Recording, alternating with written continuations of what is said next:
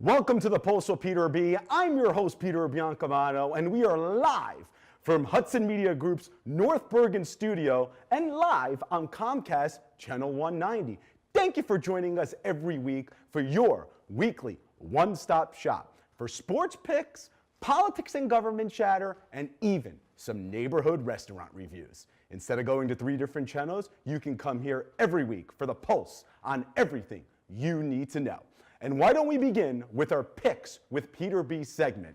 Joining us live in studio as we have a revolving cast of sports insiders is none other than former BUTV play-by-play commentator, Mr. Sean Potter. Sean, how's it going, my man? Good. How are you, Peter? I am fantastic. We're so glad to have you, and I hope you're glad to be here. I'm very glad to be here. That's great to hear. Great to hear. So, Sean, here on the Pulse the last few weeks, we've been talking about the NFL, and obviously it's in a bye week this week before the Super Bowl.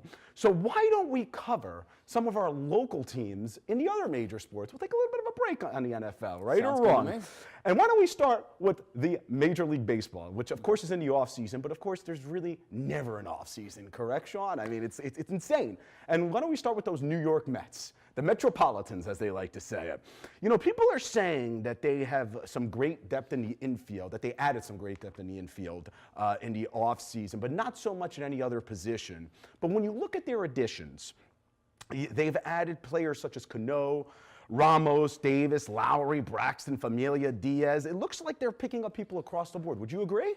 I mean, yes and no. It's to the point where you need to think, where's the depth going to take you? It's great that you can say you lose somebody, say someone gets hurt, that someone can just fill the spot right away, which I think they're trying to evolve into that. And the process is, within this offseason, people are like, where's the big splash coming? Who are they going to sign that's going to be $30 million? But everything now is Yoenis Cespedes. He's their target. He's their person that they're giving all this money to already on the roster. And I don't know if they still have money to spend. They're signing all these people in the offseason. They just signed a left-handed reliever in Justin Wilson yesterday. He's going to help in the bullpen. But when you talk depth-wise, where's it going to help? You can talk and talk and talk and say, yeah, it's going to be great. They're going to have a great season. But you can't really find out until the season actually happens. Until the season actually, right. And, you know, I think the fans are a little excited, but then you have the negative fans of the New York Mets. Yeah. And obviously, you know, I mean, every team has positive and negatives, but when it comes to the Mets, it seems like a lot of their fans, and rightfully so. I mean, what do they have, 2 winning seasons in the last 10 years or something like that? Yeah, I mean, 2015, they had the World Series run, and then after that, everything just kind of went downhill. Right, and they made the playoffs the year after, and they lost to, was it the Giants in that playoff game? Exactly, so the past 2 years have really been the down But if years. I'm a Met fan, am I excited about the season? I think you have to be. I mean, every year you kind of have to walk into it and be like, yeah, we've got talent now. You know, we picked up Robinson Cano. He's, you know, aging a bit, but he's good. You picked up Edwin Diaz also in that trade. He's going to be able to close out a lot of ball games for you, and hopefully when you're down a run, get that final out in that 9th inning. And now you picked up Jeurys Familia again. He left, he went to Oakland, and he came back. So now he's going to be your setup guy. So it's like the bullpen is evolving, but you may be missing that one, like, 7th inning guy just in case. The one thing, though, that the Mets have on the other side is their starting rotation's a little bit better than I would say like the Yankees if we're talking. If they stay healthy, though, right? Correct. You know, Jacob deGrom being the Cy Young winner, he's going to come back, he's going to be strong, and then Noah Syndergaard, of course, and Zach Wheeler had a great year. And then down the board, Steven Matz, he can give you good quality starts. It's just that 5th reliever in Justin Vargas is he going to be able to be the person we thought he was going to be? That's the question. And I believe this is his last year of his contract. I think it was only a 2-year deal. Exactly. So amazing. I mean, and that big amazing splash. Mets, The amazing Mets, there you go. You know, that big splash that you were talking about, the Machados and the Harper signings and things like that. So why don't we look at the New York Yankees really quickly? Because that's a team that we really thought was going to make that big splash for, you know, Harper wasn't really in the talks for them, but there's certainly Machados, and it still could happen, as we know. I mean, they are the Yankees, and they certainly like to make big splashes whenever they actually could. But it has been a busy offseason for them, correct? I mean, but would you say that the big splash is coming?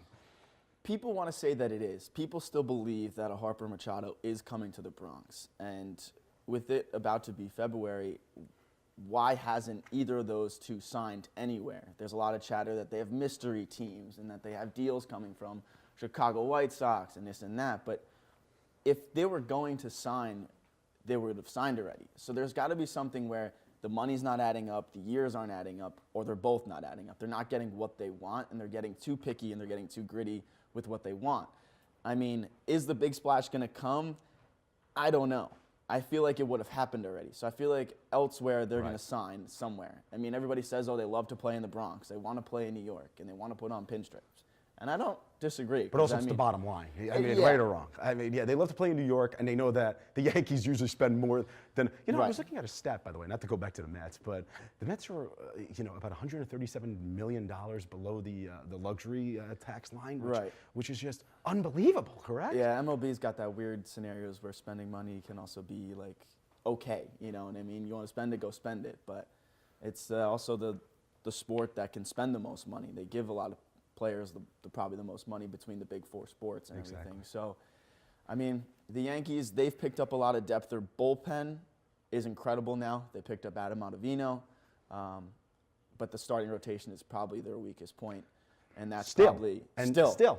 Yeah, and losing Sonny Gray, which obviously he did not have a good stint in the pinstripes, but certainly you lose another starter. Right. So. I mean, Severino and Tanaka, they're going to be your 1-2 punch, and then you got CeCe. The ageless wonder, I feel like, right? Yeah, so it's kind of like you got 3 guys, but in reality, you've got 2 because CeCe's going to give you maybe 5 innings. So do you believe the Yankees got better this offseason? Probably hitting-wise, yes, but not so much pitching. It's borderline because you think, sure, they're going to put up runs, but then they're going to give up runs as well because the rotation's not going to be able to go the length of the game, and then you're going to wear out the bullpen. Yeah, it's a super bullpen. They got a lot of guys. They got a lot of depth there.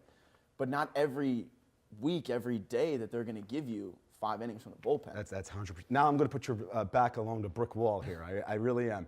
Tell me the number of wins for the Yankees and the Mets. All right, we'll go for the Mets. I'll give them 80. 80 wins, so that's not a playoff team, obviously. It's still better than last year. I was going to talk about an improvement. And the Yankees? Oh, they were a 100-win team last year. They certainly were. That's the division is tough. Yeah, Boston keeps getting better. I'll give them 95. I said 95? it was 5 less this year. Obviously good enough for the playoffs. It's going to be a battle between them and the Red Sox. Look at that. Well, Sean, we didn't even get to the NBA and the NHL today. We're out of time, unfortunately, in this segment. That's Sean Potter. Thank you for joining us in our Picks with Peter B segment. Folks, when we come back, please come back for our Politics with Peter B segment. And we have Mr. Josh Sotomayor Einstein in studio. Stay tuned, everybody. We'll be right back. Burns Brothers Memorials, Monuments, and Markers, 787 Tunley Avenue, Jersey City. Hudson County's only monument maker, serving all faiths and cemeteries. Design, studio, and large inventory on site. Cemetery inscriptions and custom orders welcome. Burns Brothers Memorials, Monuments, and Markers, 787 Tunley Avenue, just south of Secaucus Road. Craftsmanship that will last for all eternity. Burns Brothers, Jersey City, Albert H. Hopper, North Arlington. Visit us on the net. Consumer Carpets, 3408 Kennedy Boulevard in the Jersey City Heights. Your one-stop store for residential and commercial floor treatments. Carpeting, linoleum, tiles, laminates, hardwood floors, area rugs, remnants. All major brands, all in stock. Free estimates, same-day installation. Consumer Carpets, it's savings, selection, installation. Credit cards and debit cards accepted. Financing available. Consumer Carpets, price to fit your budget, installation to fit your schedule. On the net at consumercarpets.com. Consumer Carpets, Jersey City, 201-792-2712. Good Friend Self-Storage in North Bergen, New Jersey is a fully climate-controlled facility equipped with state-of-the-art security, packing supplies, a Refer Friend program, and multiple loading docks convenient for commercial use. Located just off of Route 3 at 4301 Tunnelly Avenue, Route 1 and 9. Call 201-867-2444 or visit us on the web today. Good Friend Self-Storage. Let us be your good friend. Introducing the MyJCMC app, powered by Practice Unite. The free MyJCMC app puts the power of healthcare at your fingertips. Go to the concierge for access to referrals, scheduling, and appointments, see emergency room wait times, and get directions to Jersey City Medical Center health locations. Read the latest JCMC news through their social media feed, find a doctor, and more. The MyJCMC app. We belong to you. Welcome back to the Pulse with Peter B. I'm your host, Peter Biancamano, and welcome to the Politics with Peter B segment, joined live in studio by none other, third week in a row without a fedora, our political analyst, Mr. Josh Sotomayor Einstein. Josh, I'm beginning to think the fedora is not coming back.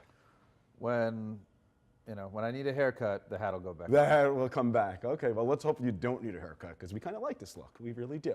Josh, so with the federal government now reopened as of yesterday, but still, the State of the Union address is still in flux, I believe. Many different local municipalities, leaders, whether mayors or just mayors, are planning State of the City addresses, which of course is nothing new, but certainly different towns do it a little differently. I know you and I are both attending the State of the City address in Hoboken, where Mayor Bala, this upcoming Tuesday, I believe at 6:30 p.m. In DeBaun Auditorium. In a DeBaun Auditorium, yes. Mayor Bala's first State of the City address. But I know Mayor Fulop is probably going to do it a little later in the year in Jersey City, and it's a little different in Jersey City. He goes from ward to ward to do it. It's a much bigger city. It's 100%. I was going to say probably because of their population size. So why don't we talk a little bit about what we're expecting from Mayor Bala Tuesday night. The official release from the mayor's office states that he's looking in the future and not so much in the past. Do you buy it? Well, I mean, I think it's one has to look at the record of the past, and I think there's a lot to leave everyone desiring. So I think it makes sense for him to look to the future. I think obviously there'll be some touchbacks on the Washington Street redevelopment, which is never ending and a disaster. And since it's still ongoing, almost done, but still ongoing, I think he has to touch back on that at least a little bit. Okay. Now, do you believe these speeches are a lot of self-promotion instead of discussing what the residents actually need to know about? Well, a mayoral speech or gubernatorial speech is essentially of a similar vein to when our council people make these press releases that say how wonderful they are. It's mostly fluff, it's mostly nonsense, and it's usually bad policy for the city. Bad policy for the city. Okay, interesting. So you don't think that there's actually going to be anything tangible said at these things? Do you think that it's just, like you said, a lot of fluff?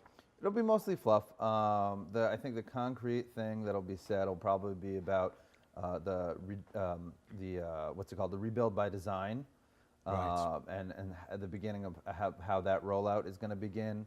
And for those that don't know, I'm sure you remember, but the whole rebuild by design process was about hardening essentially Hoboken in case of another superstorm Sandy, in the less than 1% chance that that happens every year, or even in the next 100 years. Well, right, and there was a lot of discussion in terms of character of communities because they were literally building walls down residential streets and walls that were going to obviously lower property values and things like that. Then there was a discussion about a gate coming up from the street and things like that. But like you said, it's a less than 1% chance that this storm's actually coming again. But let's stick to the topic at hand here. Are these type of speeches really necessary? Many people do show up at these things, but it's mainly political supporters of the mayor or political junkies like you and I, or some media personnel, and then those who oppose him politically. Do you think that they're necessary? I don't think that they're necessary, but I think that they're like gravity. You know, you're not going to stop it. It's here to stay. And it does give an opportunity for the mayor to really say, you know, this is my vision for the city, and I want you to be partners in that too. And obviously, any mayor in any town, there's going to be some buy-in from some constituent groups or special interests. It's a question of whether or not the mayor can or is perceived to have gotten enough of the people in town on his train and on board with his ideas and his agenda. And that's the big question. Because he's been bogged down in a lot of back and forth with the opposition majority on the council. I was just going to ask that. Do you think that this is going to be an opportunity for him to kind of go at the opposition at the city council, his opposition at the city council? Well, I may disagree with Mayor Bala on 99.9% of everything. That is tough. But he's no dope, and he's a bright guy. Certainly, Brett. And I have no doubt that he will remain positive and upbeat in this, because going to the DeBon Auditorium and using it as a soapbox to browbeat his opposition would have him be or seen as, perceived as negative finger wagger. And you don't want to do that. And it's so funny because I know the city council was talking about recently, I think Councilman Cunningham in the 5th Ward was talking about how the city was using Nixle alerts for political agendas and things like that. So you wonder if they're going to use the speech for that type of platform. But as you said, you know, he might do it very subtly. It's part of the course. I mean, Right, you right. know, that's what these speeches are for, even though they obviously shouldn't be. But it's just the reality we live in. Exactly. So Josh, we all know how much you love sports. Love it. And sooner or later we might even put you on a pick segment with our sports insiders. But as you know, well, maybe as you don't know, but as you know, the Super Bowl's next Sunday. And usually what happens the day after the Super Bowl is that a lot of people talk about the game from the day before. They talk about the commercials, they talk about some play or another. Will anybody, besides the less than 1% of the people who follow Hoboken politics, who live in Hoboken, actually be talking about the State of the City address on Wednesday, the day after the address? Well, I just want to say regarding the Super Bowl, I don't know who's playing, but whoever is geographically nearest to Hoboken, that's the team I'm rooting for. Well, you're going to be in a minority because that'll be New England then, and this is the 3rd year in a row. Then they're the home team, so we got to root for them. That's just it's in every religious tradition. We'll let you says stick that, to you local know, government it's in the affairs. Constitution. Will anybody be talking about Mayor know. Bala's speech on Wednesday morning? Except for the 1 to 2% that pay attention to council meetings and school board meetings and stuff like that, the vast majority of town will not even know that it's it happened. Exactly. Now, although a lot smaller, should Hoboken, because we spoke about this at the beginning of the segment here, but we still have about a minute left. Since Hoboken, like I said, although Hoboken's a lot smaller, Jersey City does it as I mentioned. They C. Phillip goes to different wards and does different community meetings. Do you think Hoboken should follow suit with that? Well, listen, there's nothing wrong, and I think it's a very good idea to have a sort of collaborative and consultative process where our community leaders meet with their constituents on at least a semi-regular basis, or more than they do now anyway. And emails aren't enough, right? Because I know my councilwoman, Tiffany Fisher, absolutely loves sending out these long emails that certainly you can get lost in reading what she's writing because they're just long-winded, similar to what she does on the city council level. So, yeah, I mean, listen, there's a lot of pettiness and bickering on the city council. The irony there is that most of them actually agree on the horrible policies that they all want to pursue. Right. They just can't get, you know, there's just certain people in the city council that can't get over their personal well, differences. Josh, thank you for joining us. That's Josh Sotomayor Einstein. Folks, stay tuned. My Rana will be in studio when we come back. Newport, the luxury waterfront community on the Hudson River, offers the quality of life you deserve in 10 high-rise rental towers with amenities such as the on-site Newport Path subway, light rail and ferry service, Newport Town Square, 3 playgrounds, dog run, upscale restaurants, retail giants like Sears, JCPenney, Macy's, and Target. Morton Williams Supermarket is just outside your front door. A health and fitness club, spa, skating rink, and medical facilities are also on site. NewportNJ.com. Enjoy the New York skyline from Newport Town Square. Manhattan is just one path stop away or quick ride through the Holland Tunnel. Nursery and private elementary schools all on site. 12-screen movie theater at the Newport Center Mall. Want to visit Newport? Stay at the Westin or Marriott Hotel. Go to NewportNJ.com for details. Newport has luxurious towers, great restaurants, shopping, New York skyline views, schools, playgrounds, a marina and yacht club, gym, spa, fine wine, fine living. It's incredible. It's you. NewportNJ.com. Newport. Live like you want. Panepinto Properties, Jersey City. Shaping the workplace with state-of-the-art office spaces that address your company desires. Building residences that define your home environment. Adjacent to all modes of transportation with on-site parking available. The right address, the right lease. Call 201-521-9000 or visit online at panepintoproperties.com. Panepinto Properties, building Jersey City for everyone. Rama Jewelers, located in the Lyndhurst Shopping Center at 413 Valley Brook Avenue, Lyndhurst. Come for all your jeweler needs at Rama Jewelers, where you will find a fine selection of necklaces, earrings, rings, and bracelets. Choose from one of our complete sets, our many signature items, or find the perfect engagement ring. Come on down. That's Rama Jewelers at 413 Valley Brook Ave, Lyndhurst. Call 201-939-5784 or visit us online today.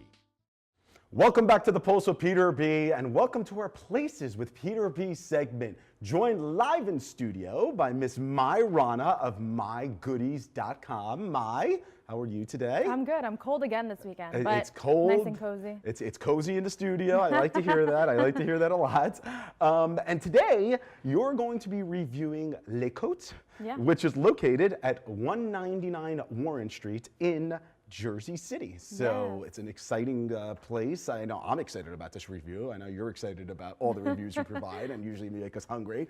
And we always like to begin when we're discussing a new restaurant about kind of like their location. Okay. And what's interesting about Les Côtes is they wanted, I went on their website and they wanted to provide this fascinating description about their location. And they basically said their restaurant is located in a quaint neighborhood of Paulus Hook, excuse me. It's in an historic district where boats from the marina, the Statue of Liberty, and seagulls check over Manhattan. It's 28 degrees outside. There's not gonna be many seagulls if you go at this time of year, correct? Surprisingly, in that location, and the way that I discovered it was when I was walking my dog.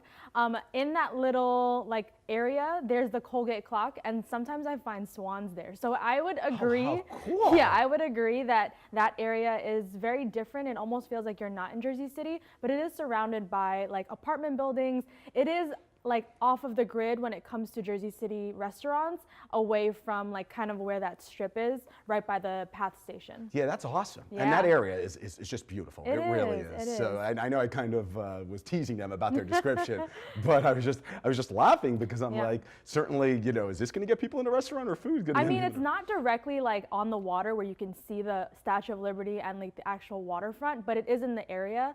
And if you do walk your dog or you're just, exercising, you will see that is not too far away. Amazing. And the Colgate clock is amazing. And I have to tell you, I work in downtown Manhattan, my day job. And you see it there. And I see it there. It's literally right there. So now I feel like I'm going to swim over. Certainly not in the summer. Exactly. When I'm working, I think that people are like, where do you live in Jersey? They always think of Jersey Shore. I'm like, no, go to Battery Park, go look across the water. That's where I live. That MTV show's giving us a bad name, Mai, right or wrong?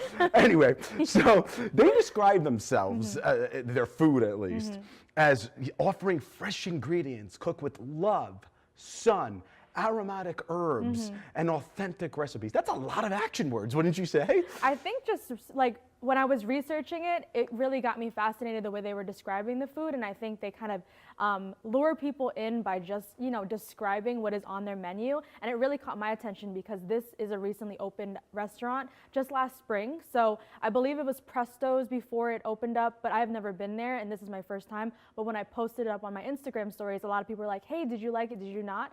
So, I mean, clearly there's some buzz about it. That's unbelievable. Yeah. I guess those action words are working. Yeah. I mean, hey, businesses struggling out there, use some action words. Go to Les Côtes' website. Anyway, let's get down to the nitty-gritty in their menu. And I'm excited. I really, really am, because they characterize themselves as having Italian and French Riviera cuisine. Yeah. And I'm like, come on, as an Italian, I'm like, I can't really have French and Italian food, but they do. Yeah. I mean, we look at some of their dishes that they have, and their menu is very concise. And I'm a big fan of concise menus because you know what you have, and you know it's going to be good, and make it concise. When you have these larger menus, pages and pages, it's like Cheesecake Factory. It's like, goodness gracious. Right, It's like the you thing can't is even like decide. 80 pages long, exactly. So they have some apps such as calamari and mussels and ceviche, then some salad soups and pastas on their menu, and of course some entrees. What do you like, Mai? Personally, because they had a lot of seafood, that's what really drew my attention to the restaurant. But when I was there, I had one of their specials, which is actually presented to you on an iPad with the actual photo.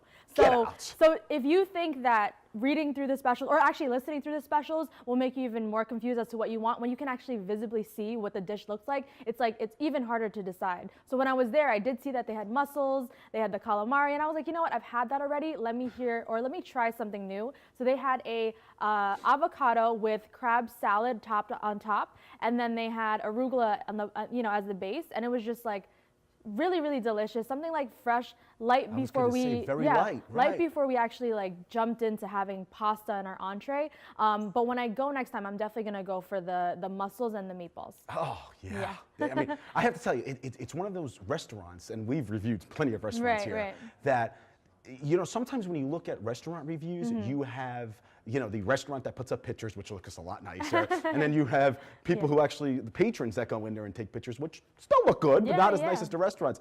These pictures were fantastic both ways. I mean, they looked great. They really did. So one of the things that I noticed that was really, really interesting on their menu is about their pizza. Yeah. But their pizza is only for takeout and delivery. So you can't actually go there and sit down and order a pizza. It's takeout and I don't think so, because it wasn't even on the dinner menu. So So you know. on their website, they do have a pizza option, and when I was doing my research, I was like, oh, okay, let me see what the variety is. And when I sat down, it is not even on the menu, so it is unavailable to So it order is unavailable. at when you're seating. That's interesting. Yeah, because I'm telling you, I was on the website and I was like, takeout and delivery only, I guess. And it's interesting when it comes to pizza, because usually when it hits the box, it's usually not that good, you know. So what's interesting is, and usually I discuss this a little later in the segment, but their hours. They're open 5 p.m. to 10 p.m. Monday through Saturday.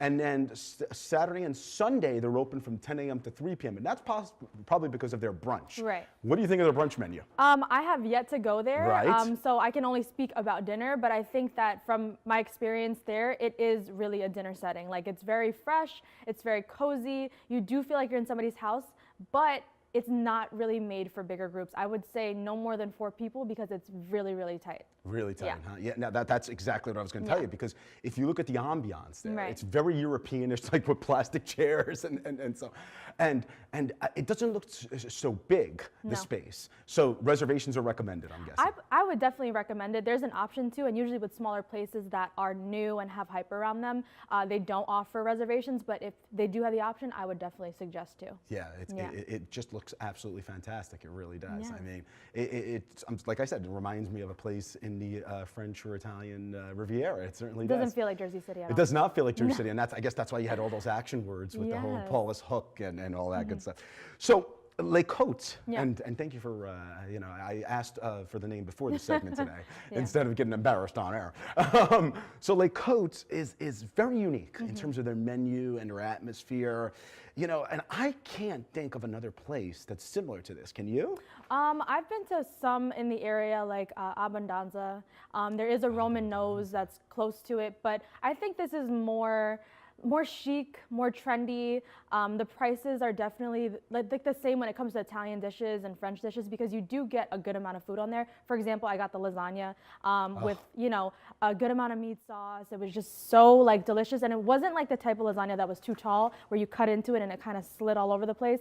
But my partner who was there, she ordered chicken parm. We had to just try it, and it was like a nicely breaded chicken parm. So, you know, That's compared to great. the other places, I think it's a very similar menu, but you can still order things Oh my, that we're are... out of time. Yeah. I'm sorry. Sorry, she's making us hungry. Yeah. Folks, join us next week on The Pulse. Have a great week.